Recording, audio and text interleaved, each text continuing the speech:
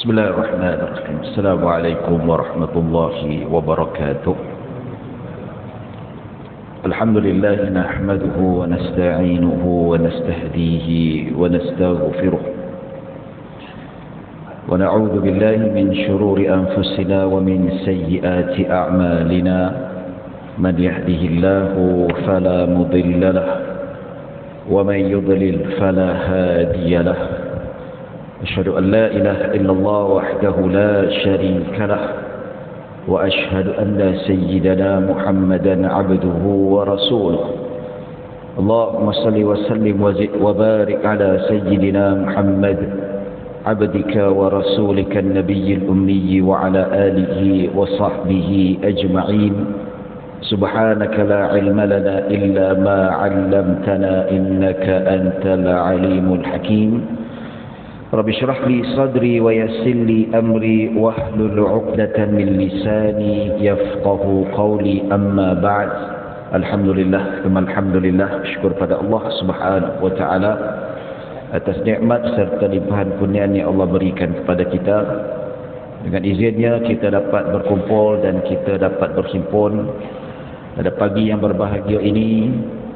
Allah berikan kesihatan dan Allah kurniakan kelapangan waktu untuk kita mengabdikan diri pada Allah Subhanahu wa taala. Dalam sepotong hadis Nabi sallallahu alaihi wasallam, Nabi ada bersabda, ni'matani maghbudun fihi kathirun minan nas, as-sihhatu wal faragh. Rawahu al-Bukhari.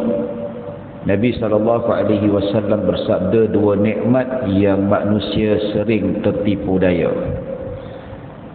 Dua nikmat Nabi kata manusia sering tertipu daya. Maksud tertipu daya dengan kedua-dua nikmat yang Allah kurniakan kepada dirinya, dia tidak manfaatkan sebaik mungkin.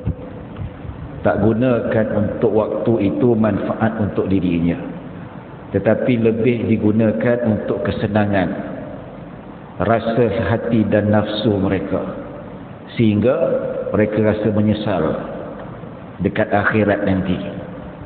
Dua nikmat ini apa tuan-tuan? Kesihatan dan kelapangan waktu. Ini dua nikmat Nabi kasih peringat dekat kita.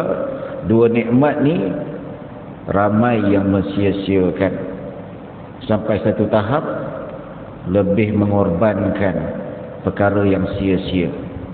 Dalam hadis Nabi sallallahu alaihi wasallam sebut, min husni islamil mar'i tarkuhu ma la ya'nihi. Antara ciri-ciri yang baik Islam seseorang itu, Nabi kata antara tanda-tanda seseorang itu Muslim yang baik, orang beriman yang baik, yang Islamnya berkualiti tinggi, iaitu meninggalkan perkara yang sia-sia. Jadi alhamdulillah tuan-tuan, dalam kategori orang yang memanfaatkan waktu yang ada. Kesihatan, walaupun ada yang sudah berusia tetapi Allah bagi kesihatan, ini satu nikmat. Ada hamba Allah umur 30-an dah dialisis dah.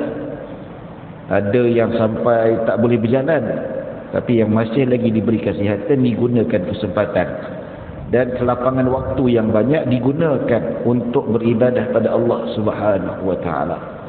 Jadi tuan-tuan dan puan-puan dirahmati Allah Subhanahu wa taala, kita lihat dari segi sudut kedua-dua nikmat ni, ramai yang tak manfaatkan dengan betul, tertipu daya.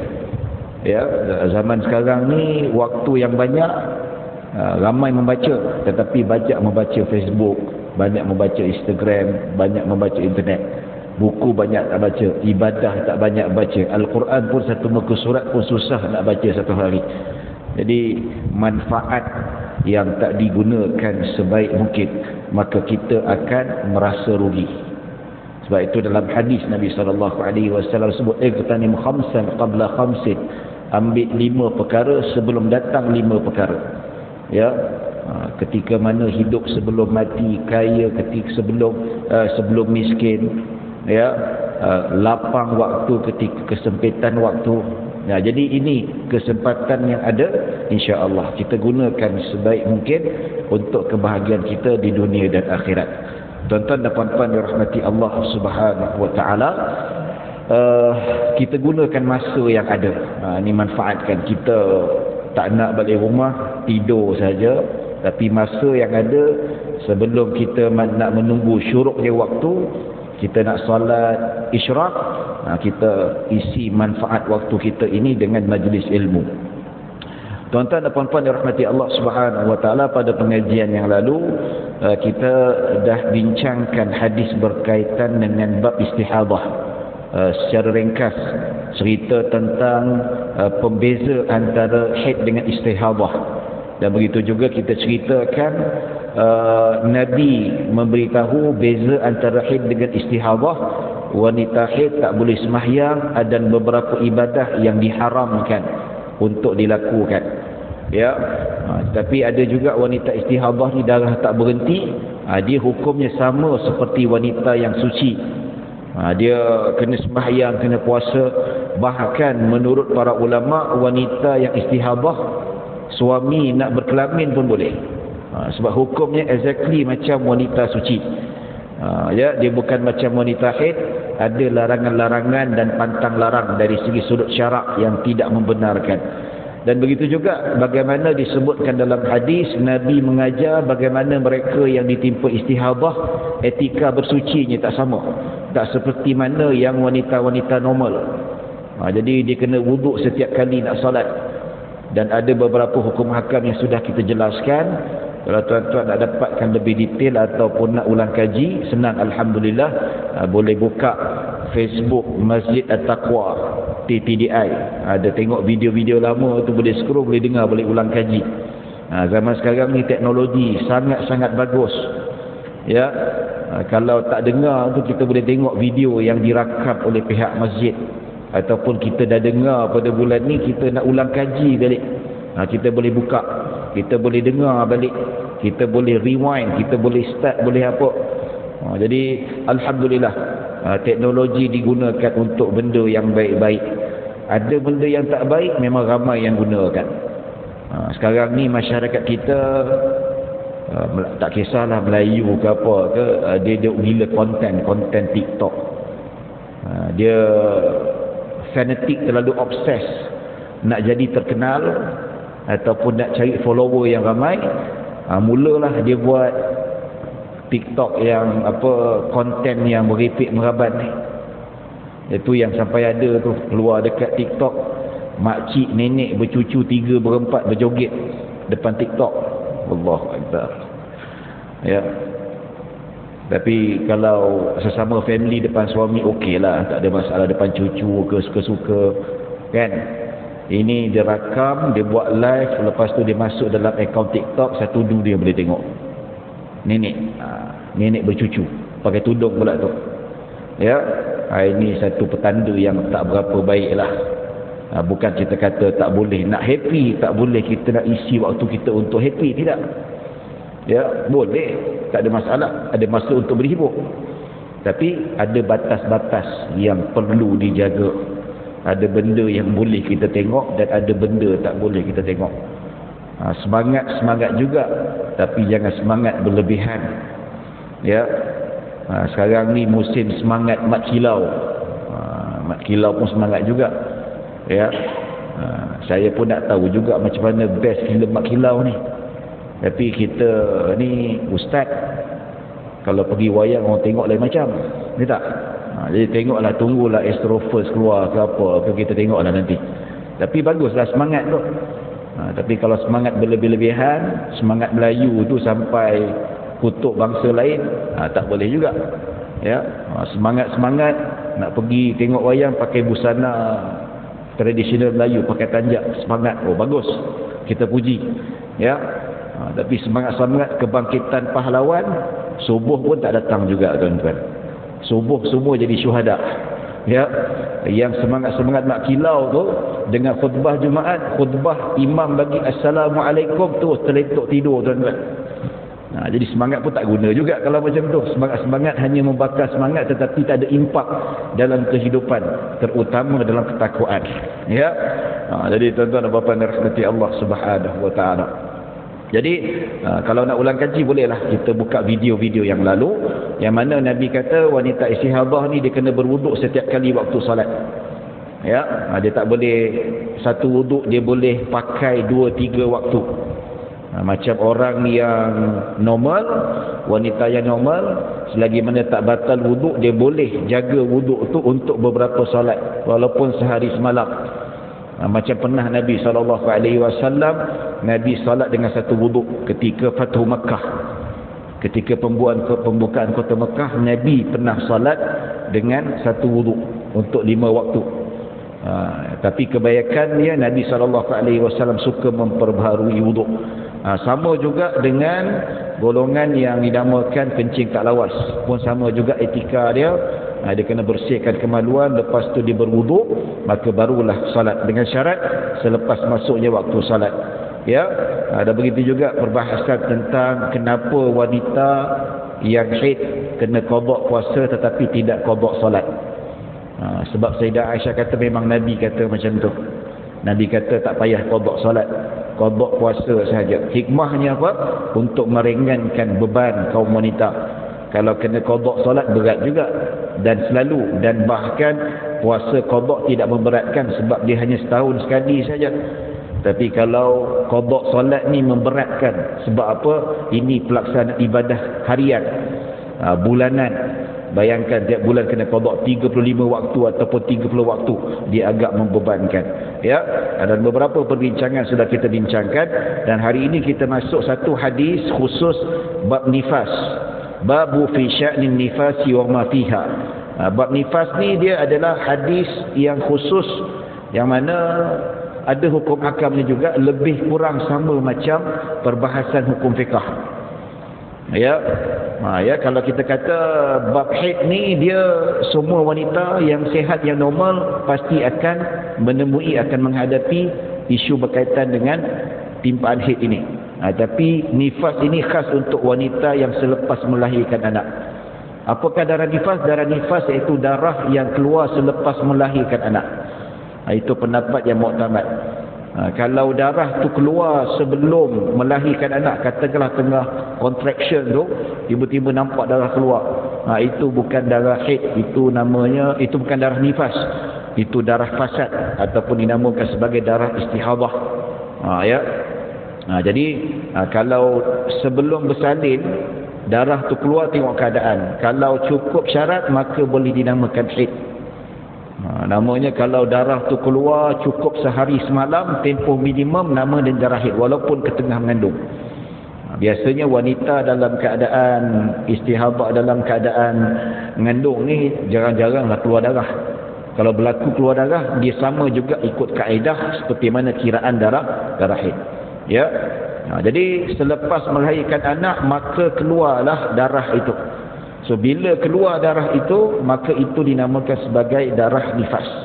Bila keluar darah nifas secara officially, dia tak boleh sembahyang, tak boleh berpuasa, bahkan jadi itu hukumnya sama seperti wanita dalam keadaan haid. Katakanlah wanita tu dia melahirkan anak kembar. Jadi dah keluar anak pertama masih dalam perut lagi, keluar darah. Lepas keluar darah, maka keluar lagi satu. Adakah bila ditentukan darah istihadah tu? Menurut Imam Syafi'i, darah istihadah, darah nifas itu dikira selepas kelahiran kedua-dua bayi, ataupun semua bayi dalam perut tu habis dikeluarkan, maka darah yang keluar selepas bayi dikeluarkan itu, maka itulah dinamakan darah nifas. Ya. Baik tuan-tuan dan puan-puan dirahmati Allah Subhanahu wa taala. Baik, kita buka hadis yang ke-8, hadis berkaitan dengan nifas. Baik. Bismillahirrahmanirrahim. Qala al-musannif rahimahullahu taala wa nafa'ana bihi wa bi'ulumi fid darain, an ummi Salamah qalat kanat nufasa'u ala ahdi Rasulillah sallallahu alaihi wasallam tab'udu ba'da nifasiha 40 yawman aw 40 laylatan. Kunna naqdi ala wujuhina bil warsi minal kalaf. Rawahu Abu Dawud wa Tirmizi wa Ibnu Majah. Baik, Ummu Salamah radhiyallahu anha berkata, wanita-wanita yang bernifas pada zaman Nabi SAW menunggu 40 hari atau 40 malam selepas melahirkan. Kami sering meletakkan waras pada wajah kami kerana perubahan warna kulit wajah. Baik. Hadis di Ummu Salamah dia ceritalah pada zaman Nabi berapa biasa tempoh wanita yang kena nifas. Kebiasaannya adalah 40 hari. Itu yang normal, kebiasaan yang berlaku. Maksudnya kebiasaan 40 hari. Macam contoh juga wanita haid kebiasaan 6 hari ataupun 7 hari.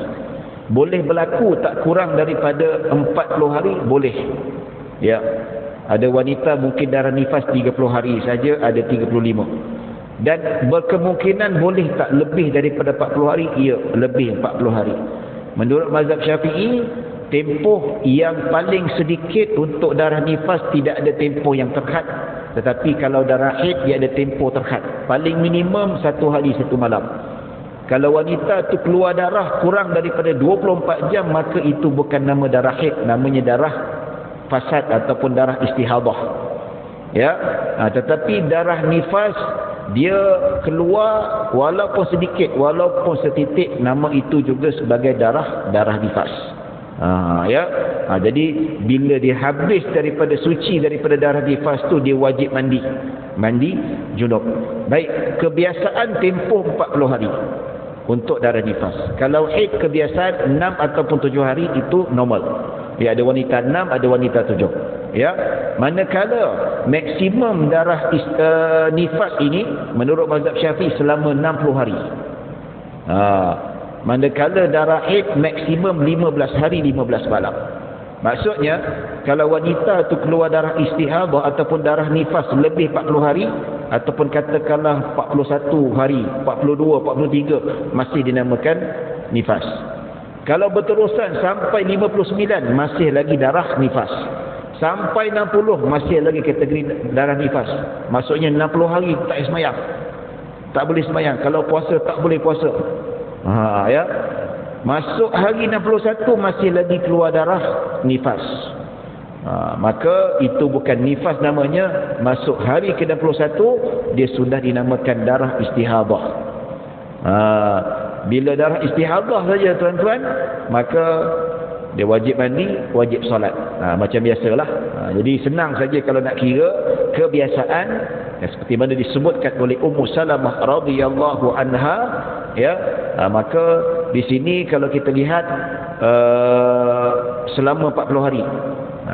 Tapi lebih boleh tak? Ya boleh lebih. Katakanlah darah tu keluar 50 hari. 50 hari tak sembahyang. Tapi lebih 60 hari itu maksimum. 61, 62 dia kena mandi, kena sembahyang macam biasa. Sama juga dia kena wuduk setiap kali nak solat. Selepas masuk waktu dah kena bersihkan kemaluan setiap kali nak solat. Kalau darah tu masih berterusan keluar. Jadi kalau dah lebih 60 hari ataupun katakanlah darah nifas tu berhenti sebelum 40 hari. So berhenti macam mana? Mandi macam biasa, solat seperti biasa. Tak semesti kena cukup 40 hari, tidak. Dia kalau berhenti hari ke-35, 36 tu wajib solat. Immediately kena mandi dan kena solat. Jadi tuan-tuan dan puan-puan dirahmati Allah Subhanahu wa taala, bila dah bersih ataupun dah berhenti darah walaupun tak cukup 40 hari, dia wajib mandi. Begitu juga kalau dalam perbahasan mazhab al-Imam Asy-Syafi'i, wanita itu sama ada dia melahirkan melalui kaedah normal ataupun tidak. Ini menariklah, saya buka kitab-kitab fiqh mazhab Syafi'i. Masa mengaji dekat pesantren dulu, mengaji dengan tok guru, dia mengajar kitab fiqh mazhab Syafi'i. Dia kata macam mana wanita melahirkan anak bukan cara yang normal. Contoh, tebuk perut. Padahal zaman dulu tu zaman 300-400 tahun yang lalu mana ada cesarean, tak ada. Tapi isu-isu macam ni difikirkan oleh para ulama kalau berlaku pada masa akan datang. Macam mana penyelesaiannya dari sisi hukum fiqh. Katakanlah wanita lahirkan bayi melalui cesarean, bukan cara normal. Tebuk perut ke apa ke. Benda tu tak berlaku lagi zaman tu. Tapi ulama dah fikirlah. Sama jugalah zaman Imam Abu Hanifah, ada orang tanya, Imam boleh tak kalau kami tawaf ke Kaabah, kami naik burung besar. Kata kalau ada burung besar, ada burung Garuda, kita naik burung tu pusing macam tu. Benda tu mustahil nak berlaku ikut akal kita. Ya, zaman dulu bila orang tanya macam ni, dia ketawa. Ya, orang tahu apalah tanya soalan macam ni, tak mungkin berlaku pada zaman tu. Ya, tapi Imam Abu Hanifah dijawab juga. Ya. Ya, sebab apa meraihkan dari segi sudut kemahiran fiqh tu, menyelesaikan masalahnya dari segi sudut dalilnya apa dan sebagainya. Ya, Imam Abu Hanifah kata sah, tak ada masalah, boleh je. Ya. Jadi benda tu berlaku sekarang. Orang tanya boleh tak kalau tawaf naik helikopter? Adalah dulu zaman keluarga diraja, zaman dululah, zaman saya tak pasti itu dia tawaf pakai helikopter. Nampak permasalahan. Jadi ulama bincangkan bagaimana wanita yang tidak melahirkan anak secara normal melalui pembedahan. Dia lepas pembedahan tu keluar darah. Dia sama mandi juga ke? Kena dikira nifas juga ke? Ya, sama juga. Hukumnya sama juga. Ya, katakanlah lepas cesarean tu keluar anak, darah keluar. Hukumnya sama juga seperti darah nifas. Tak wajib solat, tak boleh solat dan tak boleh berpuasa. Tetapi lepas dia melahirkan anak, keluar anak itu tidak keluar darah, maka hukumnya tak adalah darah nifas.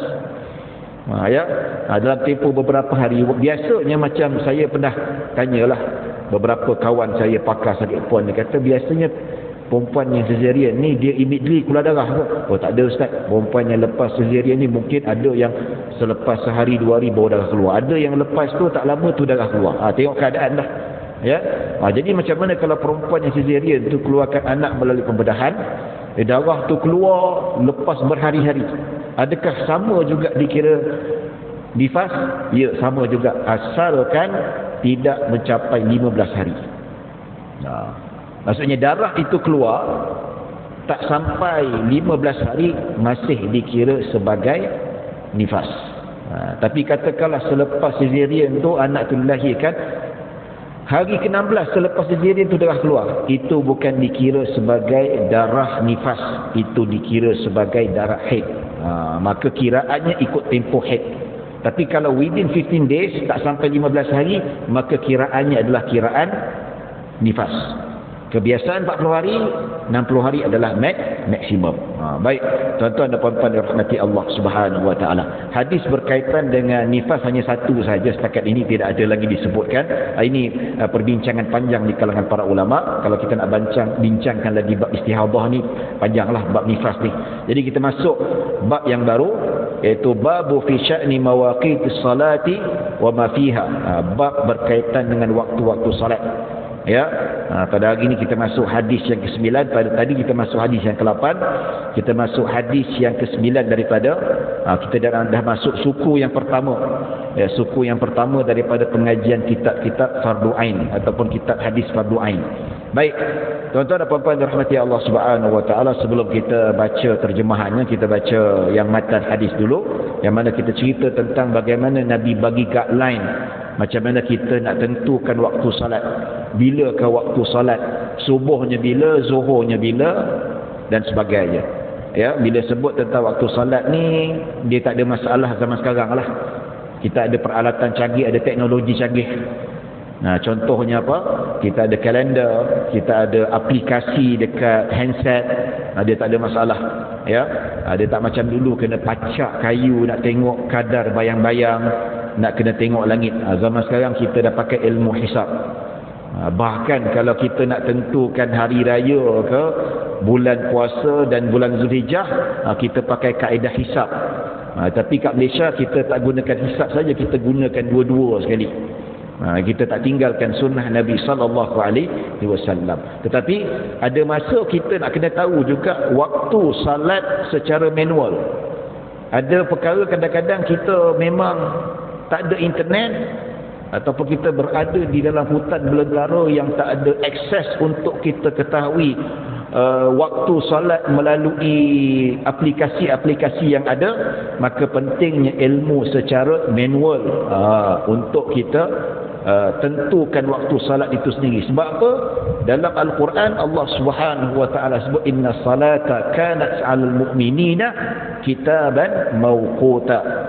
Dia kata Allah Subhanahu wa taala berfirman, sesungguhnya salat fardu itu telah ditetapkan, telah diwajibkan pada waktu-waktu yang ditentukan. Jadi sebab itulah ulama-ulama menyebutkan antara salah satu syarat sah salat itu adalah masuk waktu. Tapi sekarang tak ada masalah lah. Tengok kalender, dengar azan dekat Masjid Taqwa, waktu dah masuk. Ataupun tak dengar azan pun kita tengok handset, kita dah tahu dah. Kalau zaman dulu internet tak ada, kita tengok mana? Kita tengok surat khabar. Beli utusan tu paling atas sekali, Zuhur bila, Asar bila. Senang, ya tak?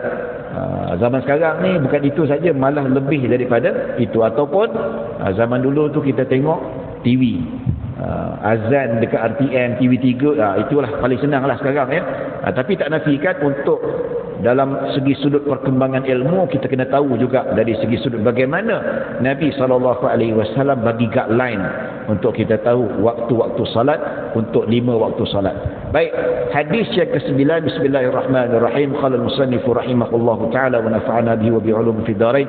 An Ibn Abbas radhiyallahu anhuma qala qala Rasulullah sallallahu alaihi wasallam ammani Jibril 'inda al-bayt marratayn fa shalla bi-dhuhra hina zalat asy-syamsu فكان كقدر الشراك ثم صلى بالعصر حين صار ظل كل شيء مثله ثم صلى بالمغرب حين أفطر الصائم ثم صلى بالعشاء حين غاب الشفق ثم صلى بالفجر حين حرم الطعام والشراب على الصائم ثم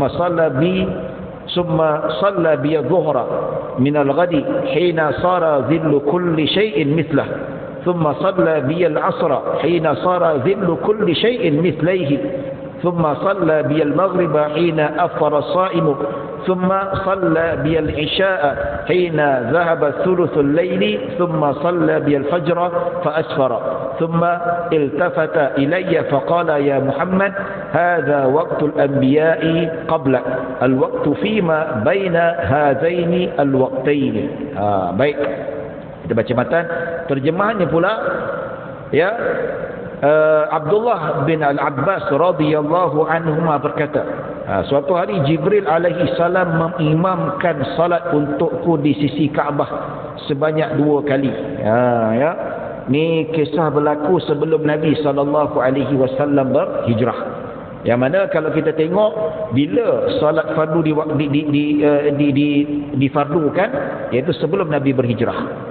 Pendapat yang masyhur ada mengatakan 3 tahun sebelum Nabi SAW Nabi berhijrah, Nabi di-Isra' dan Mi'rajkan. Itulah kisah bagaimana asalnya salat 50 waktu dikurangkan sehinggalah menjadi 50 waktu. Dan Nabi kata, Allah Subhanahu wa taala berfirman bahawa 5 waktu tu pahalanya sama seperti 50 waktu salat. Ya. Jadi 5 waktu kita salat sehari semalam, Allah bagi bonus seolah-olah kita salat 50 waktu. 50 waktu tu kalau kita buat dengan berjemaah kali 27, lagi besar pahalanya tuan-tuan. Baik, maka Jibril alaihi salam mengimamkan salat untukku di sisi Kaabah sebanyak 2 kali. Masa tu Nabi belum berhijrah, Nabi salat depan Kaabah. Ketika itu belum lagi Nabi berhijrah, dan ketika itu masih lagi umat Islam dalam keadaan tekanan, dalam keadaan yang diseksa ataupun diganggu oleh kaum kafir Quraisy. Ya, baik. Jibril mengimamkan Nabi SAW tujuan untuk memberitahu, memaklumkan kepada Nabi Muhammad, untuk ajar Nabi Muhammad secara praktikal bilakah waktu salat dan bilakah habisnya waktu salat. Baik, beliau mendirikan salat zuhur apabila matahari tergelincir seperti kadar tali selipar, iaitu beliau Jibril jadi imam yang mendirikan salat zuhur apabila matahari tergelincir. Tergelincir ni apa tuan-tuan? Kalau ketika matahari tegak, bila matahari sudah condong ke arah barat, bila condong ke arah barat, dekat timur tu ataupun arah timur tu ada sedikit bayang-bayang, itu maksudnya tergelincir matahari. Bila tergelincir matahari, zuhur pun masuk. Kalau kita pacak kayu tegak dekat tengah-tengah pada waktu panas, kita nampak perbezaan yang nyata macam mana. Ya, Kalau belah timur tu, belah barat masih lagi ada bayang-bayang, itu zuhur tak masuk, ada lagi waktu duha. Dan waktu istiwa tu di tengah-tengah, ada bayang sedikit lah, itu tengah-tengah, itu belum masuk zuhur. Tapi bila tergelincir matahari, yang mana belah timur tu dia tergelincir ke barat, ada bayang-bayang di bahagian timur, itu maknanya masuknya waktu zuhur. Maka azan pun berkumandang. Baik, kemudian beliau mendirikan salat asar apabila panjang bayang sesuatu sama sepertinya. Ini malaikat Jibril ajar Nabi Muhammad sallallahu alaihi wasallam macam mana nak tahu masuknya waktu zuhur dan bila habisnya waktu zuhur. So, malaikat Jibril salat asar iaitu apabila panjang bayang-bayang sama seperti itu ataupun lebih sedikit. Maksudnya kalau dia pacak kayu tu dan bayang-bayang tu sama panjang seperti panjang kayu tu. Kalau kayu tu satu hasta panjangnya, maka bayang-bayang satu hasta, maksudnya zuhur dah habis. Dan tak berapa lama, beberapa saat selepas itu, bayang-bayang tu dia expand sedikit panjang, maksudnya asar sudah masuk. Baik. Beliau solat maghrib ketika orang berpuasa berbuka. Orang berpuasa berbuka, maksudnya ini didetailkan dalam beberapa hadis yang lain, yang mana ketika terbenam keseluruhan bulat matahari. Dia bukan sampai kita kata hilang cahaya matahari, tidak. Kalau kata bulat matahari itu tenggelam daripada pandangan manusia, maka di situ kita sebut habis waktu asar. Maghrib sudah berlalu. Maksudnya bila maghrib tu dia punya cahaya kekuningan, kemerahan tu kekal dekat langit. Itu start masuk maghrib. Baik. Beliau mendirikan salat isyak apabila hilang warna kemerahan di langit. Kalau kita nampak senang, kalau kita nampak dekat langit tu memang tak nampak kemerahan lagi, isyak sudah masuk. Tapi tuan-tuan, kalau kita lihat senario dekat Malaysia ni susah sikit sebenarnya. Sebab kita ni cuaca khatulistiwa. Kalau nak tengok praktikal masuknya waktu ni, kita duduk kat negara Arab, memang sangat menarik. Ya, sebab apa? Negara Arab ni awan tak banyak. Awan tak banyak dan kita boleh detect fajar sadiknya macam mana. Ya, pernah masa kami dekat Mesir ni tuan-tuan, guru kami ajak satu bukit namanya Jabal Muqattab. Ya, subuh tengok okey, tengok dekat sebalik bukit tu nampak fajar shadiq dia macam mana melintang. Kalau menegak tu macam mana? Itu fajar kadhib. Nampak seronok nampak dia. Tapi ni susah tuan-tuan, kita kadang-kadang tak nampak benda tu sebab apa? Awan tebal. Awan tebal. Ya, maka sebab tu kita penting juga gunakan hisap. Hisap ni ikut praktikal secara kajian data-data yang dia ada. Ya. Baik. Tuan-tuan dan puan-puan dirahmati Allah Subhanahu wa taala. Baik. Jadi kalau kita tengok kemerahan tu dah hilang, tak nampak merah tu, isyak sudah masuk. Baik. Beliau mendirikan salat fajar iaitu subuh apabila diharamkan makan dan minum ke atas orang yang berpuasa. Maksudnya terbit fajar shadiq, disebutkan dalam hadis Nabi kata iaitu keputihan ataupun cahaya matahari mula muncul secara melintang. Manakala kalau dia memanjang tembak ke atas tajam macam ekor musang, Nabi kata itu bukan masuk subuh lagi, itu waktu masih lagi untuk bersahur, Nabi kata. Ya. Baik, pada keesokan harinya beliau mendirikan zuhur pada panjang bayangan suatu sama seperti itu.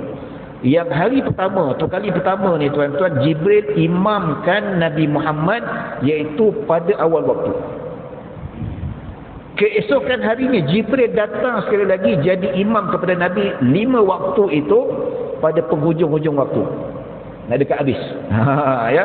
Jadi pada keesokan harinya beliau mendirikan solat iaitu Jibril bersama dengan Nabi SAW mendirikan zuhur apabila panjang bayang sesuatu sama sepertinya. Maksudnya sebelum bayang-bayang tu lebih panjang daripada objek.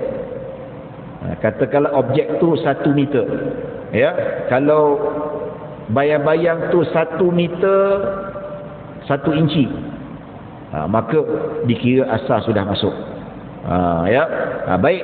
Jadi dia betul-betul tunjuk supaya nak tunjuk secara praktikal kepada Nabi Muhammad sallallahu alaihi wasallam. Baik.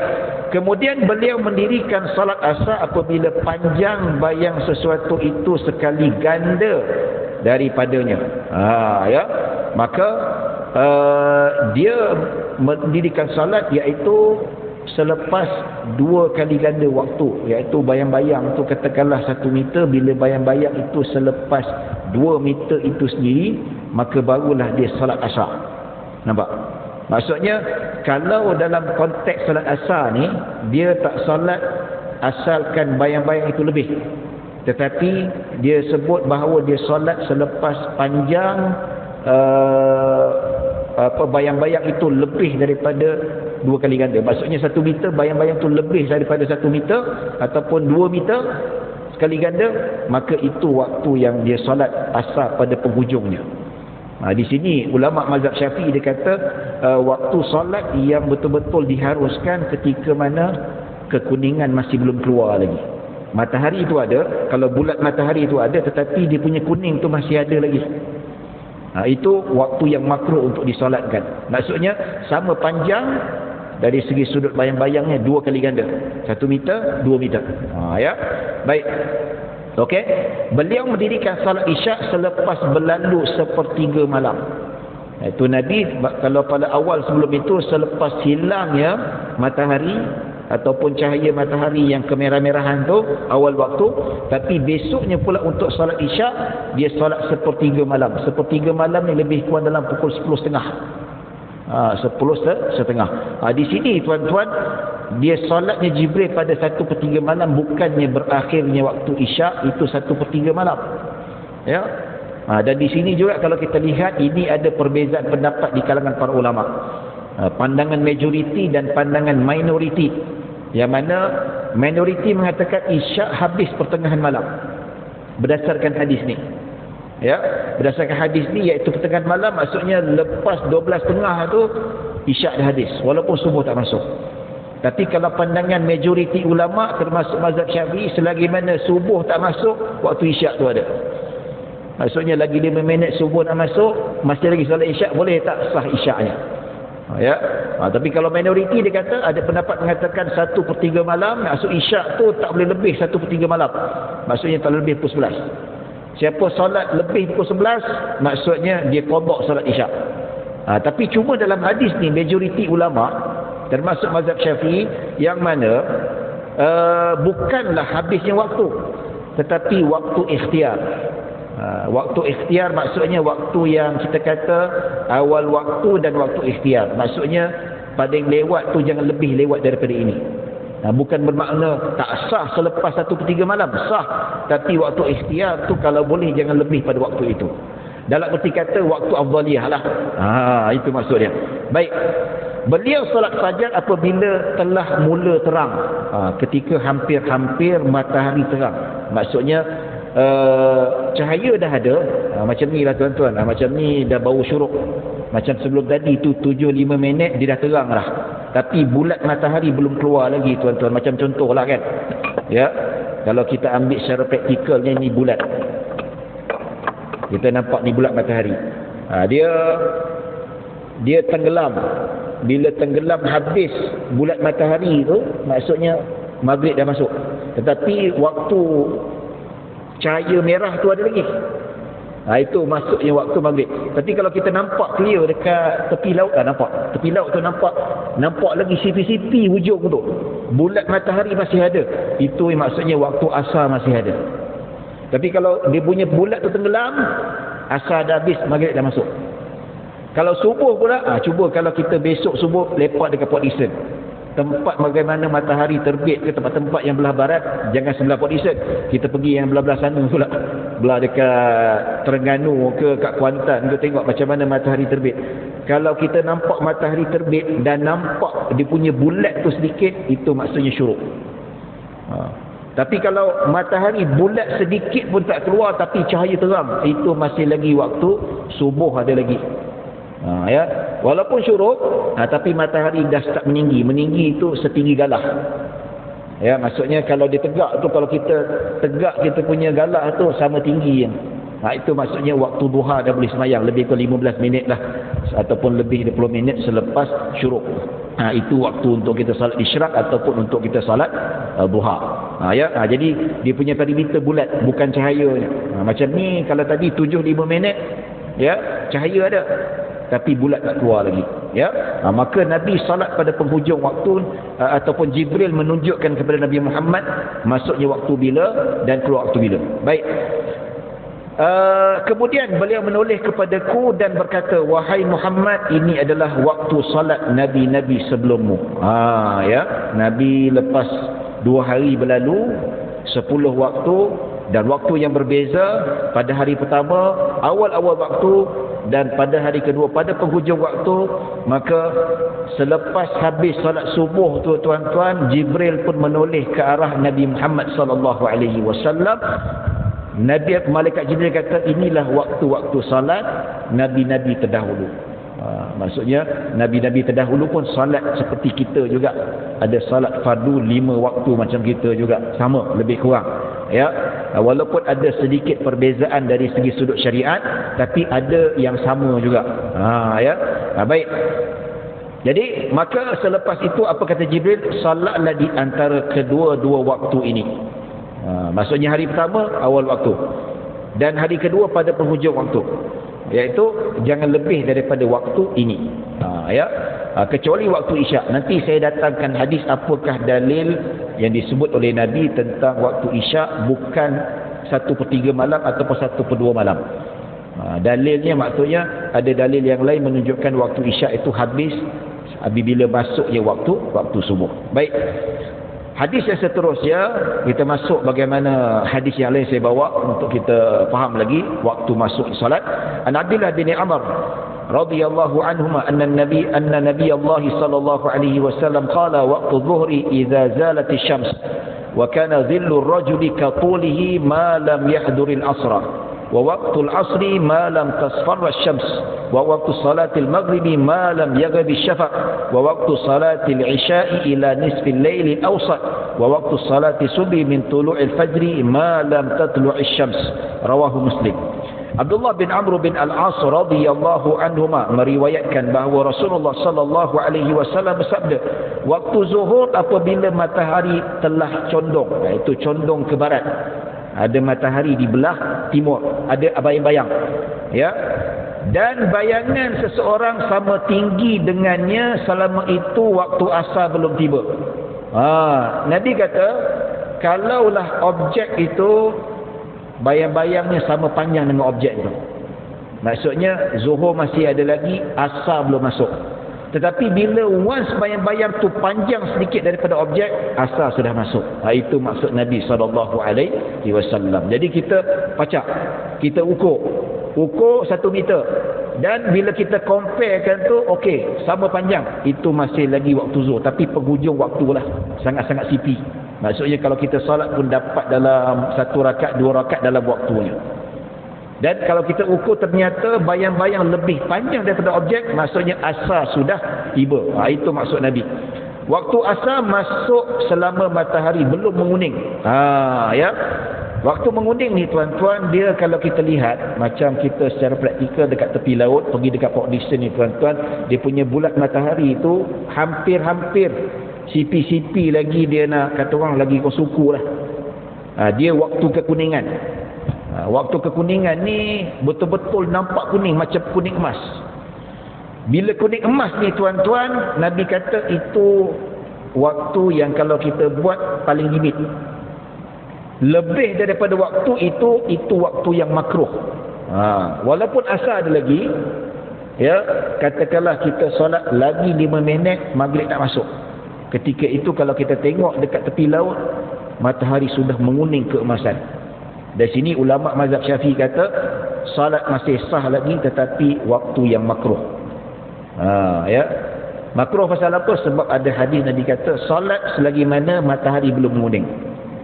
Kalau matahari belum menguning keemasan, salat maksudnya waktu yang diharuskan, walaupun kita nak lewatkan salat. Tapi bila salat ketika penghujung waktu, ketika waktu matahari sudah mula menguning keemasan, itu waktu yang makruh untuk didirikan salat. Baik. Okey. Waktu maghrib selama mana awan merah belum menghilang. Maksudnya kemerah-merahan ataupun ufuk kemerahan matahari itu masih lagi kekal. Walaupun sedikit, maghrib masih ada. Tapi kalau sudah segelap-gelapnya, hitam-hitamnya, maksudnya isyak sudah masuk. Tuan-tuan paling best kalau nak buat praktikal ni tuan-tuan, pergi umrah. Pergi umrah terutama musim panas. Memang clear langit. Awan tak ada, kita boleh tengok kemerah-merahan tu. Kita tengok Masjid Nabawi azan saja merah hilang, tak ada lah. Nampak? Ya. Dan bila kita tengok muazzin dia azan dekat Masjid Nabawi ataupun Masjid Mekah, ya, kita nampak dah merah tu dah start keluar dah. Nampak merah. Nampak cantik. Ya, maksudnya kiraan falak tu betul lah. Kiraan hisab tu betul. Ya. Madinah lagi clear tuan-tuan. Sebab apa? Dia memang tak banyak tanah tinggi. So kita pergi dekat dataran Masjid Nabawi tu kita nampak Allah Akbar, cantik. Ya. Lepas tu kalau kita tengok dari segi sudut bayang-bayangan tu, saya suka tengok yang mana kalau waktu payung tu tutup. Payung tu tutup pun boleh jadi indikator bayang-bayang tu untuk masuk waktu zuhur tu. Seronok juga kalau kita tengok untuk secara praktikalnya. Ya, baik. Kemudiannya waktu salat Isyak hingga tengah malam.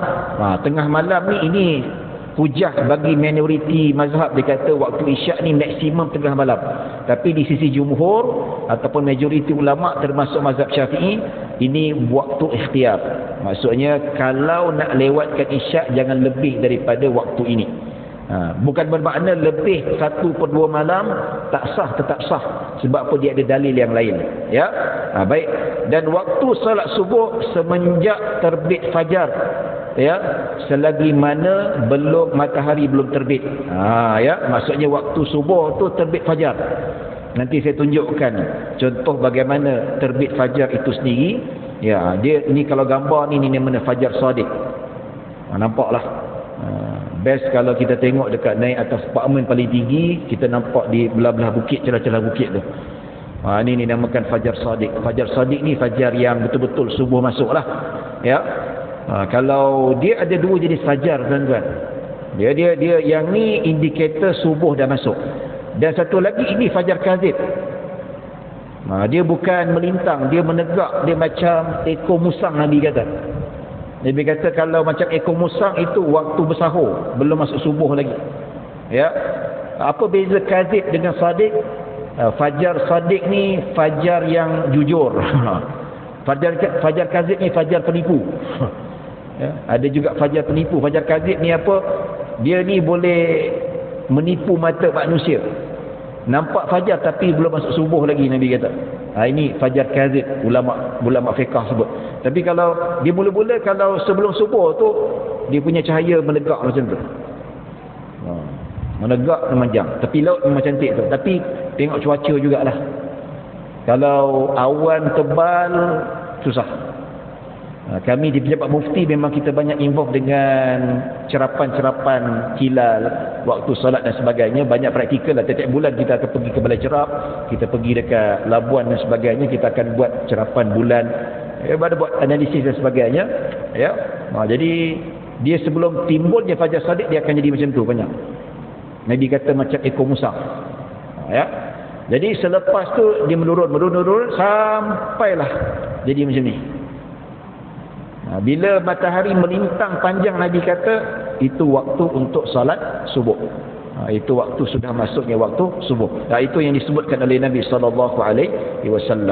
Ya, baik. Dalam hadis yang lain, ini hadis yang Nabi SAW sebut tentang hujah majoriti mazhab tentang waktu Isyak itu habis sampai waktu subuh masuk. Hadis sebut an Abi Qatadah radhiyallahu anhu qala qala Rasulullah sallallahu alaihi wasallam amma innahu laysa fi an-nawmi tafritun innama tafritu ala man lam yusalli salata hatta yaji'a waqtu salati al-ukhra faman fa'ala dhalika falyusalliha hina yantabihu laha rawahu Muslim.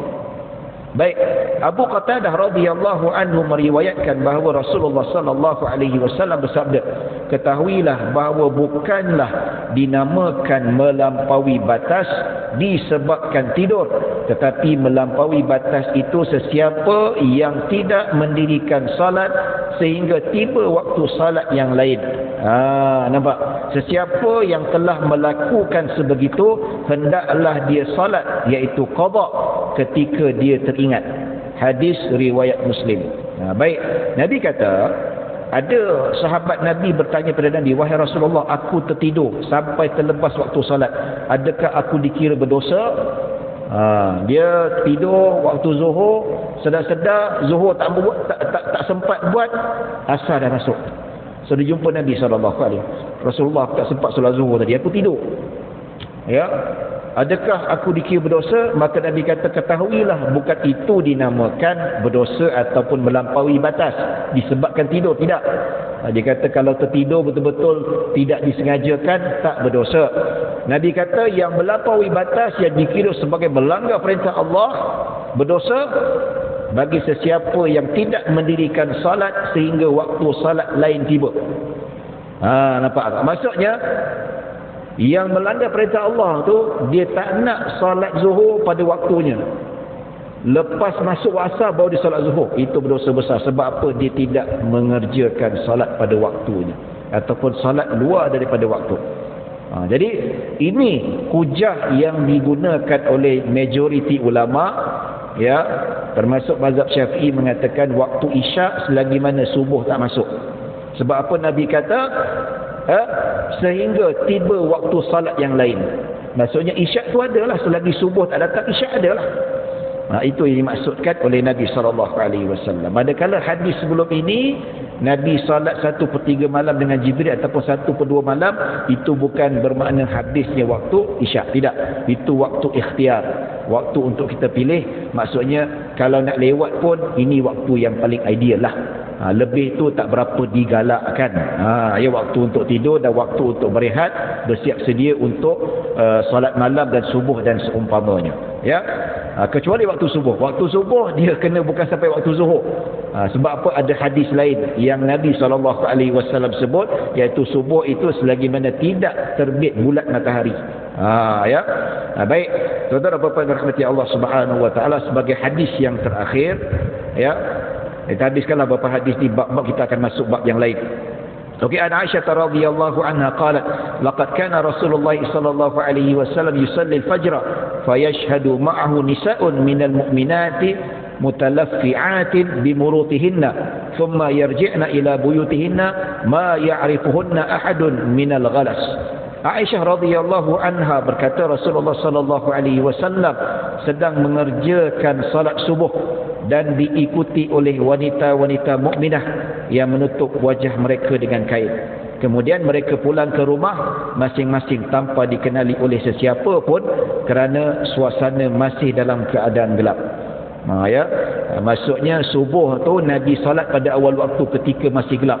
Macam kita semayang lah kan, kita kambat tadi waktu gelap, ya, matahari tak nampak. Tapi kalau di celah-celah bukit memang nampak cahaya matahari dia. Ya, ini mazhab majoriti ulama, waktu afdal untuk salat subuh ketika suasana masih gelap. Sehingga kan sahabat dia describekan ketika mana salat subuh tu dijalankan dalam masjid, mereka tak kenal siapa duduk sebelah dia. Tak kenal, nampak tapi tak kenal muka tu gelap ketika itu. Ya. Jadi disunatkan salat pada awal waktu, dan ketika Nabi habis salat subuh tu suasana masih gelap lagi. Dan ketika balik pun ada wanita-wanita yang datang ke masjid yang tutup muka mereka, menjaga kehormatan mereka. Nampak tu? Ya. Jadi dalam hadis ni cerita tentang afdaliyah salat subuh awal waktu ketika masih gelap. Nanti saya terangkan bagaimana khilaf dengan mazhab Hanafi. Baik. Jadi hadis ini juga cerita tentang wanita juga diharuskan pergi ke masjid. Wanita pun diharuskan pergi masjid, dan ada beberapa hadis yang lain Nabi memang menggalakkan dan membenarkan wanita untuk pergi ke masjid. Dalam hadis yang lain dari riwayat Bukhari Muslim, Nabi SAW berpesan kepada suami dan ayah, dia kata la tamna'u ima Allahi masajid Allah. Nabi kata jangan kamu halang wanita-wanita, hamba-hamba Allah wanita ini pergi ke masjid. Maksudnya kalau isteri nak pergi masjid, benarkan. Ya.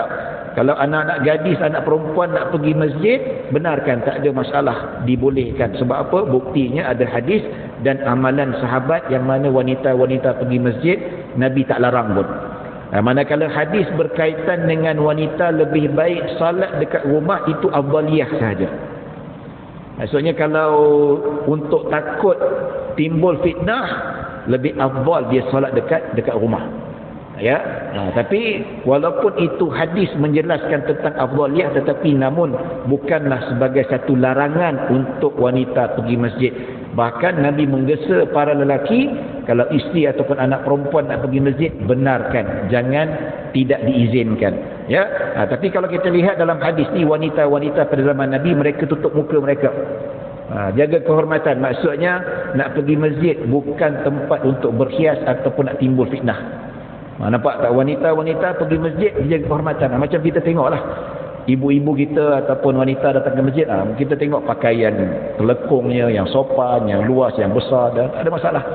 Ya, bukan macam kita tengok semacam sebahagian negara Arab, macam kat tempat saya Mesir itu, perempuan pakai jubah tu jubah ketat pergi masjid. Itu memang tak sesuai, itu timbul fitnah. Pakai tudung pun, dia punya tudung pun tak tutup dada. Itu memang terlarang, itu jelas tak dibenarkan. Sebab tu wanita-wanita Arab, saya pernah jumpa, dia punya isteri kawan saya Arab tu, dia kata orang Malaysia bagus, dia kata yang datang ke masjid pakaian sangat sopan. Negara Arab tak ada. Negara Arab dia pakai kadang-kadang sewajib perempuan pergi sembahyang. Nampak tu, ya. Jadi bezalah, satu adat yang baik dan terpuji yang dikekalkan. Maksudnya as long wanita tidak menimbulkan fitnah, tidak bercantik-cantik, tidak berdandan, bersolek, beria-ria sampai menimbulkan fitnah, selagi itu wanita dibenarkan pergi masjid. Ya, tapi kalau wanita tu cantik, ya, datang ke masjid, tok imam tengok pun, wih cantik, sampai jadi imam baca Fatihah pun lupa. Jadi kalau perempuan macam ni jangan pergi masjid lah. Pergi masjid kena tutup muka. Dia jangan timbul fitnah. Ya, itu memang tak boleh. Ya, baik. Ya, jadi ini kita sebutkan. Ada satu lagi hadis. Kalau kita tengok beza mazhab Hanafi. Mazhab Hanafi, kalau kita Syafi'i, Maliki dengan Hanafi, Syafi'i, Maliki dengan Hanbali, awal afdalnya solat subuh tu ketika masih gelap. Banyak sekali hadis Nabi solat subuh ketika masih gelap. Tapi mazhab Hanafi, kalau kita tengok dekat Masjid India, ya, dia punya subuh tu lewat. Nak dekat terang-terang tu baru dia solat. Dia dua masjid. Masjid dekat Masjid India, Masjid Pakistan. Mereka bermazhab Hanafi. Ya, mereka solat tu dah setakat terang dah, kita boleh nampak jalan, kita boleh nampak muka kawan. Pasal apa tuan? Mereka berpegang pada hadis ni. Nampak tu? Itu berlakunya. Dan waktu asar pun mazhab Hanafi berbeza. Sebab dia ada hujah dia lain, maksudnya kalau kita asar 4.30, dia punya asar pukul 5 lebih. Sebab tu kalau pergi dekat Masjid India tu, kita dah sembahyang asar, tiba-tiba pergi dekat Wisma Yakin tu dengan azab, kan asar dah masuk, pelik orang. Tapi benda tu dah lama berlaku dah. Jawi pun tak kisah, sebab zaman berzaman dah. Orang yang duduk dekat sekitar tu memang faham, ya, dia tahu itu mazhab Hanafi. Dan subuh pun sama juga, dua waktu. Maksudnya mazhab Hanafi dia berbeza dengan mazhab Syafi'i. Ya, apakah hujah mazhab Hanafi? Subuh itu sunat dilewatkan ketika waktu sudah mula start terang. Maksudnya matahari tak keluar lagi, lebih kurang dalam pukul, kita solat dalam pukul 6 suku. Ya, dia solat tu dalam 6.45.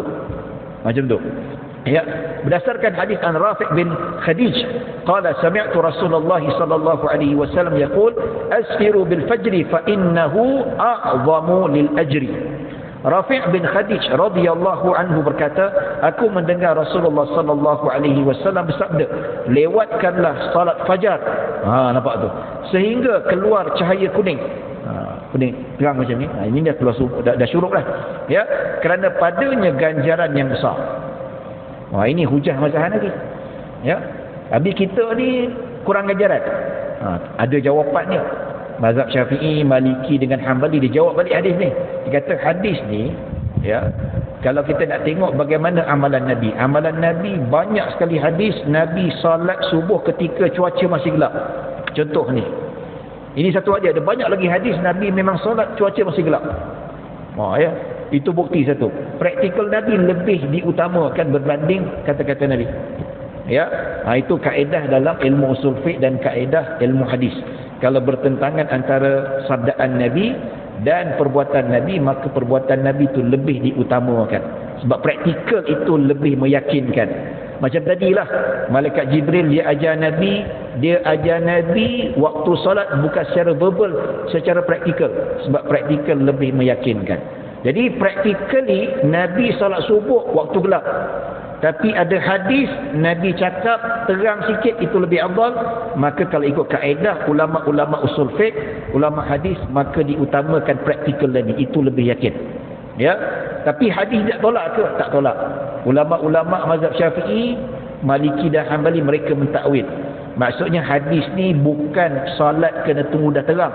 Ini dalam suasana yang lain. Contoh kita tak pasti subuh bila masuk, kita tak pasti. Contoh kita berada kat Malaysia, tengok atas bukit tak nampak, awan gelap. Bila awan gelap ni tuan-tuan tak nampak, macam ni kita nampak, kita tengok clear, tak ada awan. Tak ada awan, memang kita boleh dapat differentkan antara fajar kadhib dengan fajar sadiq. Jadi bila suasana kita tak tahu, tak pasti, nak tengok indikator pun tak tahu, maka Nabi mengatakan ikut pendekatan yang lebih berhati-hati. Untuk pastinya waktu solat, tunggu sudah terang sedikit baru solat subuh, maka ganjarannya besar bagi mereka yang tak pasti. Ini pentakwilan dan hujah yang digunakan oleh jumhur. Kata hadis ini bukan bermakna kena sentiasa solat ketika waktu dah terang, tidak. Tapi maksud hadis ni, kalau kita berada dalam situasi cuaca tak baik, kita tak tahu waktu tu bila masuk, ya, ataupun kita tak tahu indikator yang boleh meyakinkan kita subuh dah masuk, maka cara yang selamat, tunggu sudah terang sedikit. Maksudnya cahaya matahari sudah melebar tapi bulatnya tak keluar lagi, maka sudah pasti subuhnya masuk dan solatnya sah dan ganjarannya tinggi. Ya, walau bagaimanapun tuan-tuan, ini khilaf yang kita tak boleh nak kata mazhab Hanafi sesat, tak boleh. Ya, ini khilaf yang muktabar, maka kita menghormati pendapat itu. Cuma kita dekat sini mazhab Syafi'i, kita pakailah mazhab Syafi'i. Ya, cuma sepakat mazhab Hanafi dan jumhur, selagi bulat matahari tak keluar, subuh masih ada lagi. Bila keluarnya bulat matahari itu, maksudnya subuh sudah habis. Ya. Baik tuan-tuan dan puan-puan yang rahmati Allah Subhanahu wa taala, kita dah habis hadis yang ke-10. Kita akan masuk pada bulan hadapan, hadis ke-9. Kita akan masuk hadis yang barulah, hadis ke-10. Ya, kita hari ini baca hadis ke-8, hadis ke-9, dan insya-Allah pada bulan hadapan, moga-moga panjang umur dan murah rezeki, kita masuk bab salat pula.